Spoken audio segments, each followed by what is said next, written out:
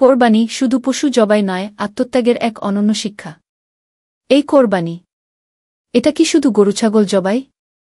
না, এটা এক ত্যাগের গল্প, এক ভালোবাসার চূড়ান্ত পরীক্ষা, যেখানে একজন বাবা নিজের সন্তানের গলায় ছুরি চালাতে প্রস্তুত, শুধু আল্লাহর আদেশ পালন করার জন্য।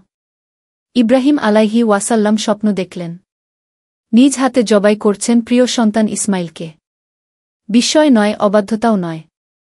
ইসমাইল আলাইহি ওয়াসাল্লাম বললেন, আব্বা, আপনি যা আদেশ পেয়েছেন তাই করুন। ইনশাআল্লাহ আপনি আমাকে ধৈর্যশীল পাবেন। এই হল কোরবানি, আল্লাহর জন্য সব কিছু ছেড়ে দেওয়ার নামই কোরবানি। রাসূলুল্লাহ সাল্লাল্লাহু আলাইহি ওয়াসাল্লাম বলেছেন, কোরবানির রক্ত জমিনে পড়ার আগেই তা আল্লাহর কাছে পৌঁছে যায়। তিরমিজি। আর তিনি আরও বলেন, সামর্থ্য থাকার পরও যে কোরবানি করে না, সে যেন আমাদের ঈদগাহে না আসে। ইবনে মাজাহ। ভাই ও বোনেরা, এটা একটা দিন যখন আপনি পারেন আল্লাহকে সবচেয়ে বেশি সন্তুষ্ট করতে। কোরবানি আমাদের শেখায় শুধু পশুর জবাই নয়, নিজের অহংকার, লোভ, হিংসা এগুলো কেটে ফেলার শিক্ষা।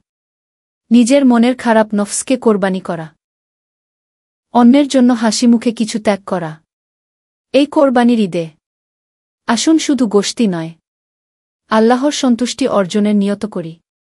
তাকওয়া অর্জন হোক আমাদের আসল লক্ষ্য। জাযাকুমুল্লাহু খাইর। যদি ভিডিওটি আপনার মনে ছুঁয়ে যায়, তাহলে লাইক দিন, শেয়ার করুন, যেন অন্যরাও এই সুযোগ থেকে বঞ্চিত না হয়। ফলো সাবস্ক্রাইব করুন ইসলামিক আরও জ্ঞান সমৃদ্ধ ভিডিওর জন্য। ভিডিওটি ভালো লাগলে শেয়ার করুন যেন অন্যরাও বুঝতে পারে। কোরবানি শুধু একটি রীতি নয়, এটা ঈমানের বহিঃপ্রকাশ।